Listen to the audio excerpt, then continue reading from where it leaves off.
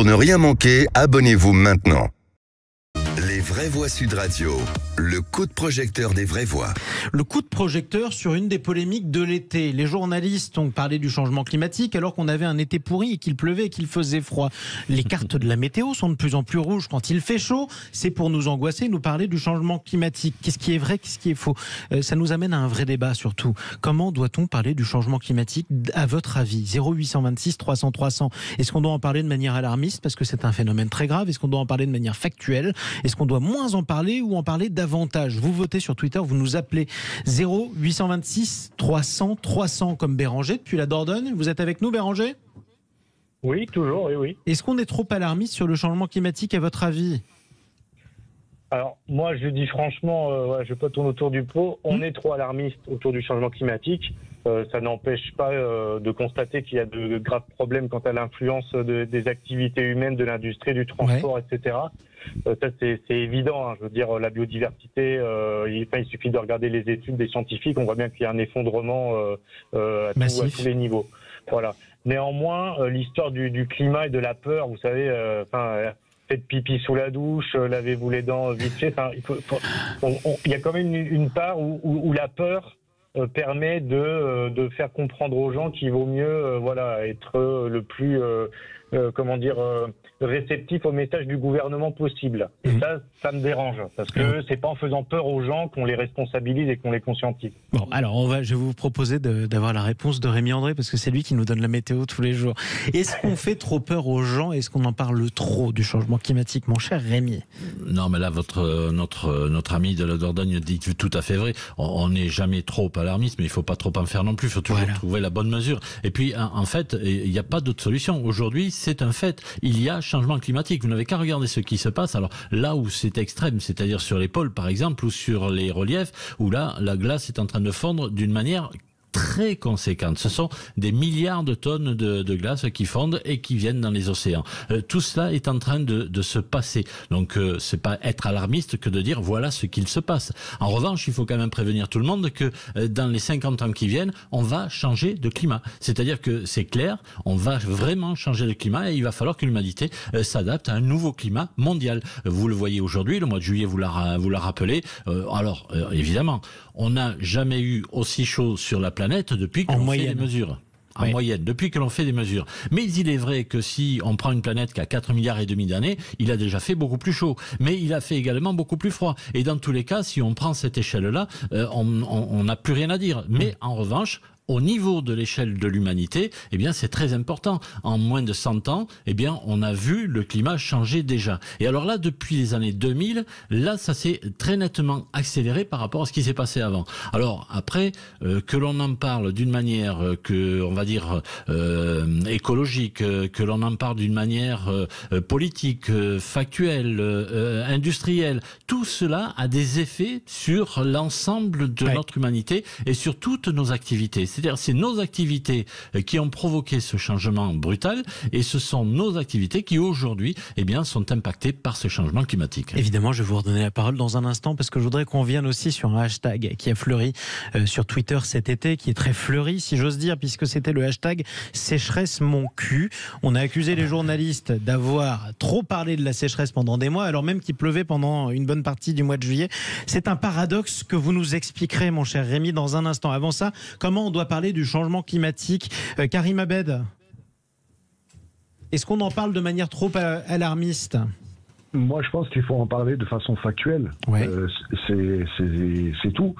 Après, c'est vrai que moi qui suis dans le domaine de l'énergie, on voit que il y a vraiment des choses à faire sur le côté renouvelable, sur le côté bas carbone, etc.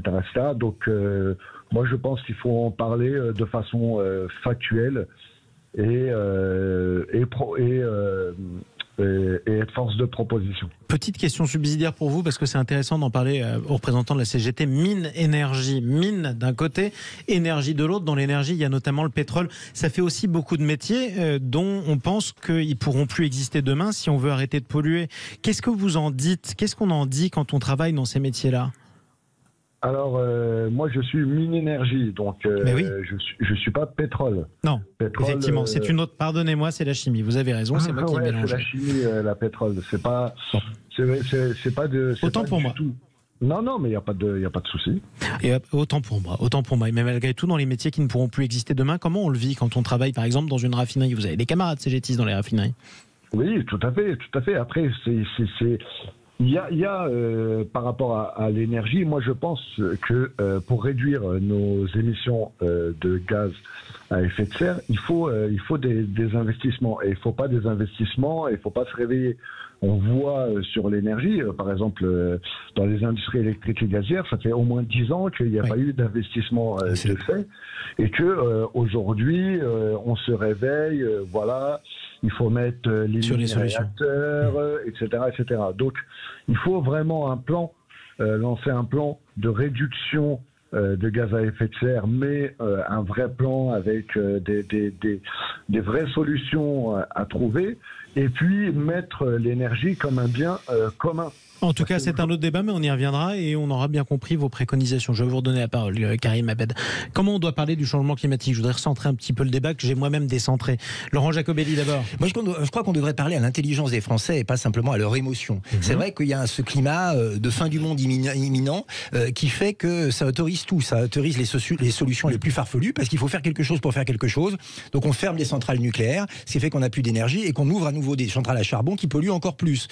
Cette espèce d'ambiance de fin du monde autorise le pire radicalisme. On le voit avec le soulèvement de la Terre. Oui, bien sûr, on saccage des choses. Oui, bien sûr, on attaque la police. Mais la planète est en feu et si on ne le fait pas, rien ne se passera. Je pense qu'il faudrait plutôt dire la réalité aux Français. Il y a un changement climatique et il faut trouver des solutions. Les solutions, et ça vient d'être dit, ça passe par l'investissement, un certain nombre de changements d'habitude, la fin de la mondialisation aussi, parce qu'en faisant venir nos produits de Chine, plutôt que de les produire localement... Et le Covid a été radical. Ça pollue beaucoup plus, mais jouer sur les peurs pour autoriser derrière les politiques les moins abouties, les moins réfléchies dans l'urgence, c'est pas forcément une bonne chose. Et toutes ces décisions, notamment les taxations, ont bien montré que ça n'aidait pas la cause que c'était censé servir. Donc un peu de sang-froid, un peu de calme, avec de l'investissement et de l'intelligence, on y arrivera. On parle trop d'émotion, on fait trop appel à l'émotion quand on parle du changement climatique. Bernard Cohen-Haddad. Oui, on a besoin aussi de réalité. Je ne pense pas que les journalistes bidouillent. Et d'ailleurs, si les journalistes bidouillaient les cartes, d'autres journalistes leur diraient que ce n'est pas vrai, mais on peut se tromper par contre. Et d'ailleurs, il n'y a pas de réalité là-dessus. Il n'y a que de la connaissance à avoir. On est dans un vrai débat de société qui s'apprécie dans la longue durée. Et aussi dans un changement de modèle. Et il faut y travailler. Il faut y travailler pour cette autonomie stratégique, cette autonomie énergétique, faire en sorte aussi pour qu'on travaille pour une économie plus juste, plus verte, plus responsable, plus circulaire. La sobriété, c'est aussi ça. Ça ne veut pas dire l'anti-économisme, le wokisme économique, faire en sorte que nos outils de production soient plus responsables, plus partageux, plus économes, une meilleure isolation de nos entreprises comme de nos appartements, y compris chez les bailleurs sociaux, et puis la capacité aussi d'évoluer nos modes de consommation. Ça ne veut pas dire moins de consommation, une meilleure consommation, et puis toujours du made in local. Je crois que c'est important sur les territoires. On l'a vu avec la Covid-19, on a besoin de cette économie de proximité, y compris cet emploi de proximité. Alors revenons, justement sur les paradoxes apparents. Rémi André, Monsieur Météo sur Sud Radio. Je le disais, ce hashtag pas très poli, mais très populaire il y a quelques semaines, qui disait, je cite, sécheresse mon cul. En général, ceux qui écrivaient ça postaient des photos d'eux-mêmes sous la pluie en disant, vous voyez, on nous a trop parlé de la sécheresse, alors qu'en fait, il a rarement autant plu un mois de juillet. Comment le météorologue explique un tel paradoxe ? Eh ben, il y a deux choses en fait. Vous avez d'une part la météorologie qui est un phénomène qui se passe là, maintenant, et qui a des effets sur un jour en arrière et 2 jours en avant. Donc en fait la météorologie peut vous donner de la pluie et des quantités de pluie parfois conséquentes lorsque vous êtes sous les orages, mais en même temps, eh bien la situation qui se passe depuis un an fait que les nappes phréatiques, elles, sont en baisse. Près de 70% de nos nappes phréatiques sont en dessous de la moyenne, et même largement en dessous si vous êtes sur la vallée de la Saône, si vous êtes sur le Languedoc-Roussillon, où là, il n'y a quasiment plus d'eau. Je vous donne un exemple. À Tuire, par exemple, où vous avez beaucoup de maisons qui ont des puits, eh bien, là où vous aviez l'eau à 3 mètres de profondeur, aujourd'hui, il faut descendre à plus de 10 mètres. Ouais. Ce qui fait qu'il y a des situations, effectivement, comme celle-là, mais d'une manière générale, alors là, c'est quand même un bureau national qui s'occupe de tout ça et qui a des points de mesure, eh bien, 70% de notre territoire se trouve en dessous de la moyenne. Et 70% de territoire, nous sommes quand même près de, ou plus de 60 millions de personnes qui tirons de l'eau tous les jours pour nos activités. Eh bien, cette eau, où est-ce qu'on va la chercher? Non pas dans la pluie qui tombe, mais dans l'eau que l'on a stockée. Eh bien, ce sont ces stocks, en fait, qui sont en baisse. Et là, il ne faut pas rigoler avec ça. Donc, ça veut dire qu'on est en situation encore de sécheresse. Est-ce que c'est propre de le dire ou pas en France, malgré la pluie? Vous pouvez dire ce que vous voulez, de toute façon, c'est un fait. Nous sommes en dessous des valeurs. C'est-à-dire qu'aujourd'hui, eh bien, il faut faire attention à ces réserves d'eau qui sont par endroits épuisées. En revanche, si vous allez en Bretagne, on ne va pas tous aller en Bretagne, mais nous sommes en excédent. Donc, ce qui fait que là, il y a de l'eau sur la Bretagne. Ne dites pas trop fort, ça a tendance à vexer les Bretons, quand on le rappelle. Oui, mais en attendant, ils ont bien de la chance. Écoutez, ils ont de la chance, en tout cas, de ne pas manquer d'eau. Ça, c'est déjà ça. On va le dire de la manière la plus polie et la plus mesurée qui soit. Ça, c'est important. Béranger, quand on dit ça, est-ce qu'on est angoissant ou pas, du coup? Béranger? Non, ça rééquilibre un petit peu, je trouve. Voilà, et de voir qu'on a un été pourri, bon, en plus, après, il y a quand même l'aspect des réseaux sociaux, de vouloir un petit peu exagérer les choses pour faire du buzz. Bon, c'est pas très sérieux non plus de dire changement climatique, mes fesses, ou je sais plus comment ils ont tourné ça. Il y a quelques boutades, effectivement. Voilà, mais c'est vrai que quand même, il y a une paranoïa qui s'installe autour du changement climatique, et c'est pas l'atmosphère, elle est hyper anxiogène. Moi, je vois des gamins de 12, 13 ans qui font de l'éco-anxiété, parce qu'on met des mots aussi sur tout maintenant, mais qui font de l'éco-anxiété, qui ont peur de l'avenir, du futur, à l'orage. Vous avez vu des enfants, vous êtes entretenu avec des enfants qui disaient qu'ils faisaient preuve qui subissaient? Non, objectivement, non, franchement, pas à titre personnel, quoi. Mais je vois que c'est un phénomène, voilà. Puis d'ailleurs, on utilise un peu, je trouve aussi, les gamins pour leur faire tenir des discours, des fois, qui sont pas les leurs. Ça passe par des figures comme Greta Thunberg, notamment, toutes ces mises en scène un peu grotesques, grand guignol, dont les médias, les politiciens raffolent. Mais il faut rester factuel, comme le disait Karim tout à l'heure. Et on se concentre sur les faits, rien que les faits, de manière scientifique. Et puis surtout, après, on fait pas de concessions, parce que quand même, il faut quand même dire une chose, c'est que le problème de la pollution, du changement climatique et de tout ce qu'on détruit au niveau de la biodiversité, ça vient de notre mode de vie, de ce qu'on produit, de ce qu'on consomme. Il y a des continents de plastique qui se promènent dans les océans parce qu'on surproduit, on surconsomme du plastique.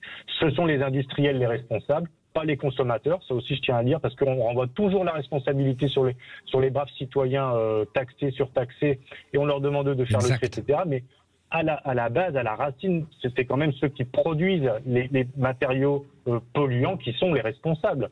Donc à un moment, il faut taper un peu du poing sur la table. Les pouvoirs publics, s'ils étaient un petit peu plus cohérents, c'est ce qu'ils feraient. On interdirait totalement le plastique dans certains cas, pas partout, et pas du jour au lendemain, ça peut pas se faire comme ça. Mais on aurait des mesures un peu plus intelligentes et mesurées sur le moyen et le long terme. Alors c'est un vrai sujet ce que vous soulignez.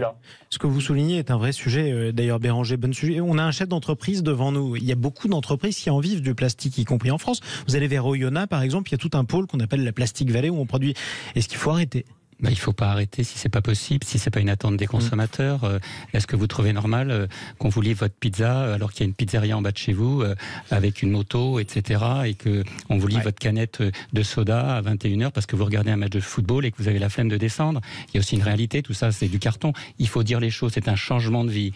Il faut effectivement qu'on travaille tous ensemble. Mais ça sert à rien de mettre des menaces. Moi je suis effectivement pour qu'on travaille tous ensemble, y compris sur ce que j'appelle la chaleur fatale, c'est-à-dire, vous savez, ces ordinateurs ou tout ça, c'est toi qui réverbère, tout ça, il y a des moyens de travailler, il faut que ça prenne du temps. Et c'est pas en se lançant des anathèmes qu'on trouvera la solution. Karim Abed? Oui, non, mais moi je pense que, il faut, comme je disais, il faut parler aussi de façon factuelle, mais il faut aussi éduquer la jeunesse qui arrive, c'est-à-dire qu'il faut en parler. Moi, de façon éducative aussi par rapport aux enfants. Ça, c'est clair, net et précis. Et moi, je suis d'accord. C'est-à-dire que le Covid nous a ouvert les yeux sur pas mal de choses, sur produire localement. Ça, c'est vraiment essentiel. Au lieu d'importer de je sais pas où, voilà, produisons français. Et produisons au plus près. Sauf que c'est plus facile à dire qu'à faire. Regardez par exemple les médicaments. Il y a un certain nombre de médicaments en France qui sont en situation de pénurie parce qu'on les produit plus, bien que le gouvernement ait dit qu'il fallait qu'on rapatrie la production. C'est pas facile. Karim Aben, un mot, et ensuite Laurent. Non, mais tout à fait que c'est pas facile, mais il faut le faire. Il faut le faire dans tous les cas. Il faut le faire pour notre souveraineté. Déjà pour notre souveraineté par rapport aux médicaments. Comment ça se fait que 90% du Doliprane, par exemple, soit produit à l'autre bout de la planète. Grand moment. Et alors qu'avant, on faisait comment? C'était bien produit chez nous. Vous faites plaisir à Laurent Jacobelli. Un scoop, je suis d'accord avec Karim. C'est-à-dire que les solutions parfois pour régler le problème du réchauffement climatique ou affronter ce défi, elles ne sont pas les solutions qui nous sautent aux yeux. Taxer l'automobiliste, interdire telle chose. Elles sont parfois plus complexes. Par exemple, avoir une stratégie du médicament en France, ça peut paraître idiot, mais ça lutte contre le réchauffement climatique. Avoir une vraie stratégie d'investissement dans le ferroviaire, ça lutte contre le réchauffement climatique. Et tant qu'on n'aura pas fait tout ça, ce sera vain de demander des efforts quotidiens aux Français qui ne comprendront pas pourquoi on leur demande de se passer de la voiture alors qu'il n'y a pas de train pour les amener au boulot.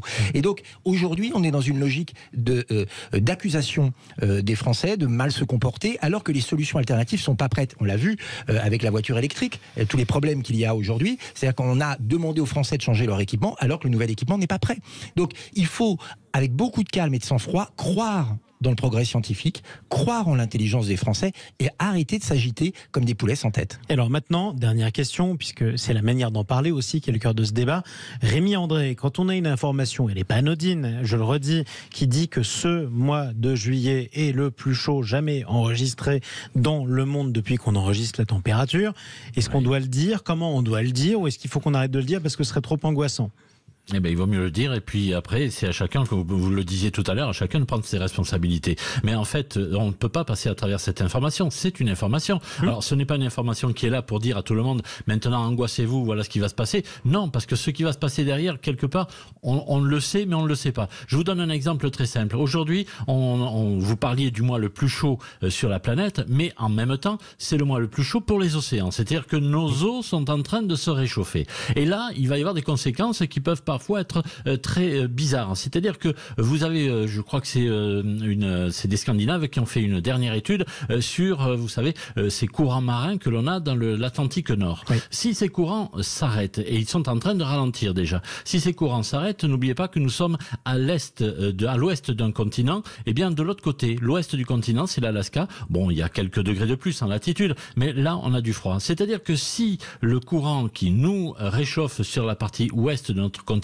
européen s'arrête, eh bien nous on risque d'avoir un petit peu plus froid que d'habitude. Alors qu'actuellement, eh bien c'est l'Europe qui est en train de se réchauffer le plus que les autres continents des latitudes modérées. Donc vous voyez qu'il y a des paradoxes partout et on ne sait pas exactement ce qui va se passer. Donc ce sont des informations, celle-là elle est factuelle. Nous avons actuellement au mois de juillet qui a été réchauffé. Nos océans n'ont jamais été aussi chauds et les conséquences, il y a des conséquences que l'on peut connaître très facilement, c'est les quantités de pluie qui vont s'abattre sur certains pays à partir du moment où il y a également le phénomène El Niño qui est en train de se réveiller, que nous aurons donc des moussons beaucoup plus importantes, avec des eaux plus chaudes, on risque d'avoir des ouragans plus importants et plus forts. Donc il peut y avoir une réaction en chaîne. Quand je vous écoute là, c'est exactement ça. Mais il ne faut pas forcément en avoir peur, mais il faut tout simplement faire comme vient de le dire notre prédécesseur, c'est-à-dire que là, il faut qu'on s'y mette tous ensemble et arrêter de critiquer quand il y en a un qui fait quelque chose, arrêter de les critiquer. C'est-à-dire que là, il faut que tout le monde fasse ce qu'il a à faire. Sauf que quand vous me dites, avec votre douce voix, Rémi André, n'ayez pas trop peur, j'ai l'impression d'entendre le pilote d'avion avec tous les voyants qui clignotent au rouge et qui me dit non, on va bien atterrir, tout va bien se passer. Vous voyez, c'est normal d'être un petit peu inquiet. Mais il y a quelques pilotes qui effectivement arrivent à faire des miracles. Allez, on essaiera aussi de donner les bonnes nouvelles et c'est ce qu'on va faire. Merci à vous, Rémi André. Quand je disais de bonnes nouvelles, c'est-à-dire qu'on parlait de la biodiversité. Vous l'avez rappelé, la biodiversité s'effondre. C'est Béranger qui le disait à l'instant, il y a parfois des bonnes nouvelles sur la biodiversité. Événement historique dont on vous parle dans un instant. Direction le zoo du bassin d'Arcachon où est né, et c'est extrêmement rare, tenez-vous bien, un bébé rhinocéros noir. On sera avec le propriétaire de ce zoo parce que c'est pas tous les jours que ça arrive. À tout de suite.